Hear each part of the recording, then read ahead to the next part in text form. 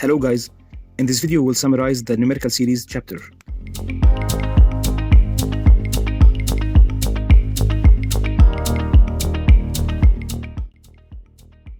First, we call a series of general term un the sequence of partial sums Sn equals sum k going from n0 to n of uk. For example, let's take the sum k going from 1 to n of 2k over 2k plus 1. Now, to find the limit of this sequence, we should find the limit of this sum. Then we will have an infinite sum, a sum of infinite terms. When the limit, then the infinite sum, goes to a finite value, then we call the series convergent. If not, we call it divergent. It can go to infinity or it can have no limit. Now we have to inspect 4 parts in this chapter. First, we'll study some cases where we can calculate the sum and sometimes also find the limit. Of course, when the series is convergent. Then we will give some general results that can be applied to all series. Then we will talk about some criteria that helps us to know whether our series is convergent or divergent, and these criteria concern only the positive series, I mean the series with positive general terms. And finally, we will define the absolute convergence and the theorem of the alternating series. So in the first part, we'll start talking about the telescoping series. They are series where when we write the sum explicitly, we will find out that terms will cancel each other, and we will finish by having only a finite number of terms. Then we will be able to find whether the series is convergent to a finite limit or it's going to plus infinity or minus infinity. Then in the second case, we have the geometric series that can be written as sum k going from 1 to n of q to the power n. In this case, if q is equal to 1, then we have the sum of 1s. Then Sn is equal to n plus 1 that goes to plus infinity when n goes to infinity. But if q is not equal to 1, then the sum can be expressed as the sum of a geometric sequence, which is 1 minus q to the power n plus 1 over 1 minus q. So the term q to the power n plus 1 is a term that goes to 0 if q is strictly between minus 1 and 1. Then in this case, the series is convergent because the sum when n goes to infinity will go to a finite limit, which is 1 over 1 minus q. And if q is not strictly between minus 1 and 1, this term, the q to the power n plus 1, will not go to a finite limit, then the series will be divergent. Finally, we will talk about the Riemann series, which is the series that can be written as sum k going from 1 to n of 1 over k to the power alpha. So the general term is 1 over k to the power alpha. And in this case, if alpha is greater strictly than 1, then the series is convergent, like 1 over n squared. And if alpha is less or equal to 1, then the series is divergent. Let's talk now about some general results about series. The first theorem that we'll state is the following. If you have a series of general term un that is convergent, then the limit of the general term un should be equal to 0. That's for sure. The converse is not always true. So we can have a series where the general terms goes to 0 while the series is divergent, like sum of 1 over n. This is a series that is divergent and the general term goes to 0, right? In the second theorem, we will state the following results. So if we have two series, the first one of general term un, the second one of general term vn, and these series are called Sn and S prime n, then if the first series is convergent to L, the second one is convergent to L prime, then the series given by the sum of both is convergent to L plus L prime. Second, if the first series is convergent to L, the second one is divergent, then the sum of both series is divergent. Third, if the first one is divergent, the second one is divergent as well, then we can conclude nothing about the nature of their sum, because maybe the divergence term will disappear when we do the sum. Like in the example, we have the 1 over n that will take the series to infinity, but when we add them together, we will lose this term and we'll have only a convergent term, which is a Riemann series 1 over n squared.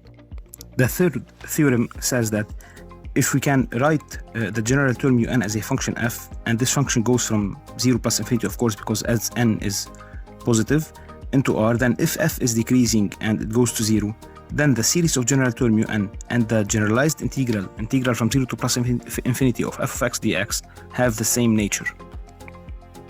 We go now to study some criteria that can be used when the series has a positive general term. The first one is the equivalence criterion.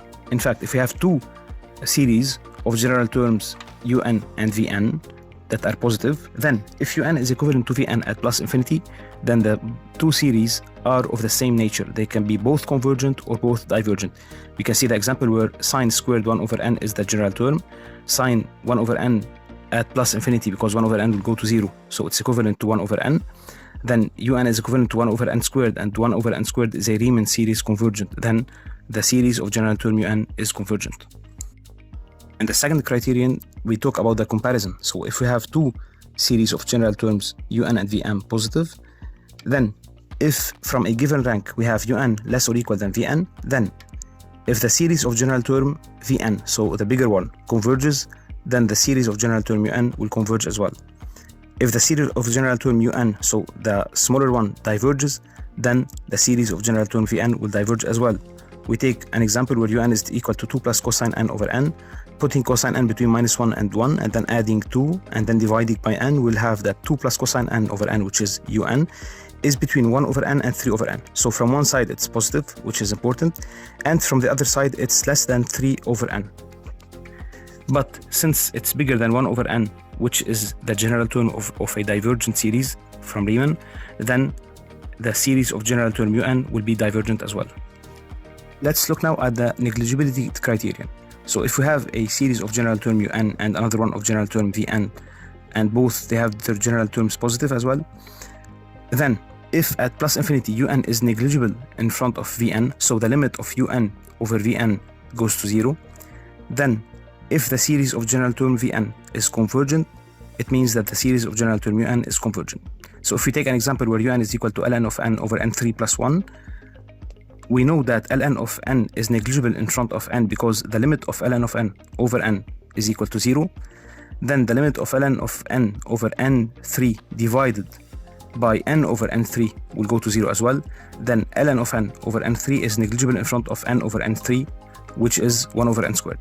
And since 1 over n squared is a Riemann series that is convergent, then the series of general term un is convergent as well. Let's look now at the Cauchy rule.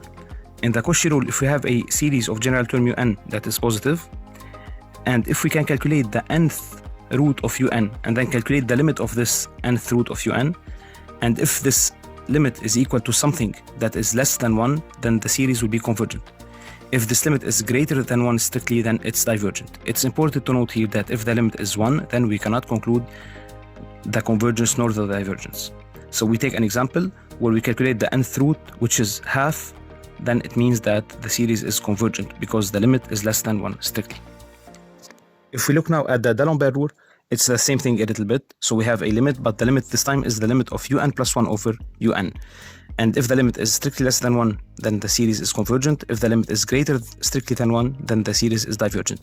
We take also an example where we can calculate un plus 1 over un, and the limit will be in this case 0. So it's strictly less than 1, then the series is convergent. In the final part, we'll define the absolute convergence and then talk about the alternating series. So we say that a series is absolutely convergent if the series of general term, the absolute value of un, is convergent. So it means that if I take the series with the same terms but in the positive version, then it will be convergent. We can prove that if a series is absolutely convergent, then it's convergent, but it's not the other way around. So we can have series that are convergent but not absolutely convergent. We take, for example, the series of general term minus 1 power n over n. If we take the absolute value of the general term, we will have the series 1 over n, which is a Riemann series that is divergent.